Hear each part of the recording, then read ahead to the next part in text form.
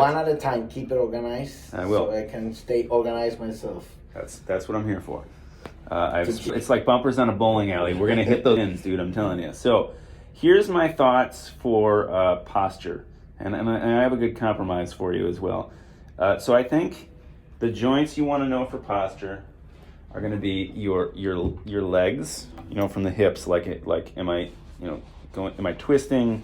Am I going out? Like, how do you just set yourself up relaxed? As steady as you can. And if you're little and the chair is tall, well, you want me to already talk about it or no? Hold on. Let me get through the joints. But this will make sense. So the joints, then it would also be the hip, like leaning the hip and the spine. Hip position, the two sitting bones on the bottom.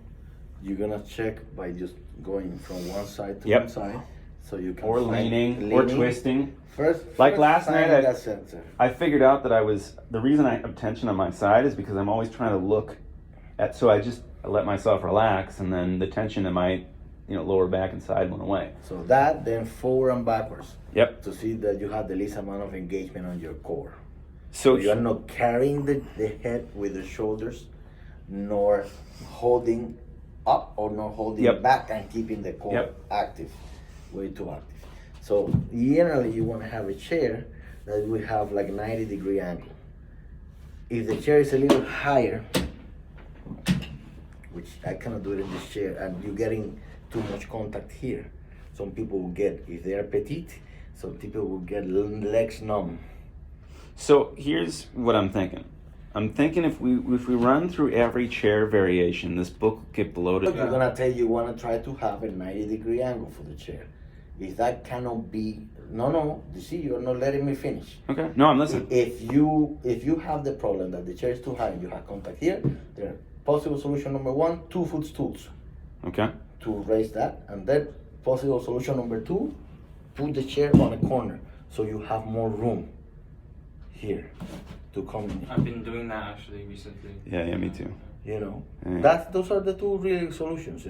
If you cannot have a chair that can change. Yeah.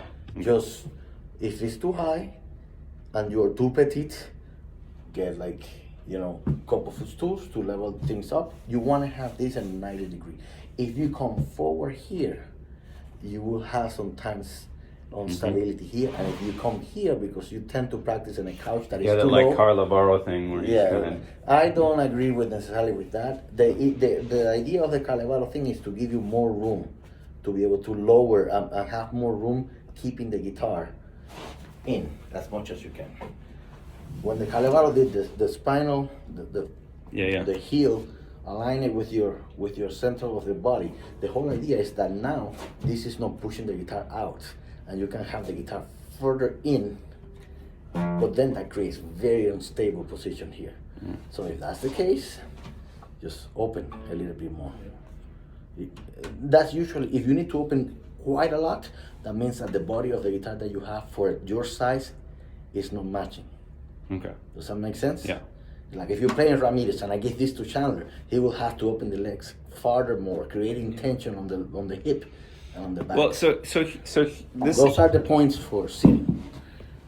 So in Chandler's case, with double footstool as well, he actually ended up using the left thigh to squeeze onto the body as opposed for the guitar to rest on the thing. Yes, well, so there's a thing there to be careful with. Yeah, as well. So.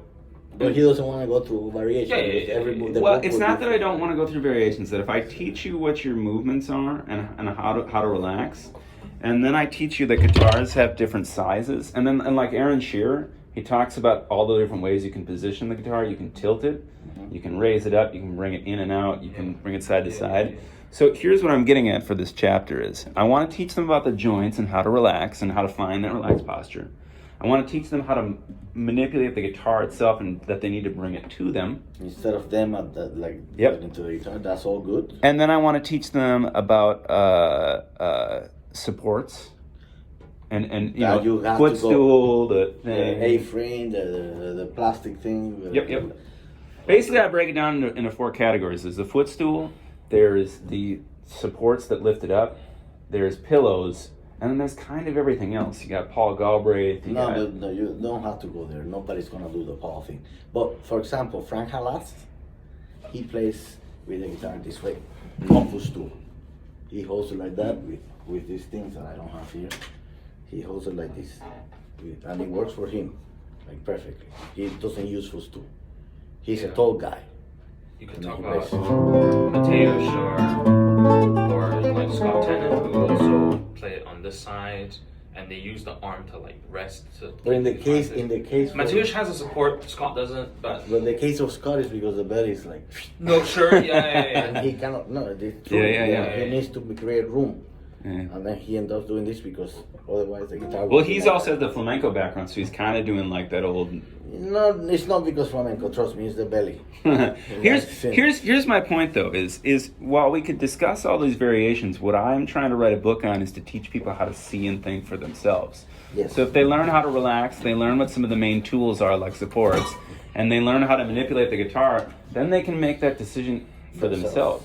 You know, and I can even now switch postures and play somewhat competently because I know how to get relaxed in different positions. So. Yes. Okay. Okay.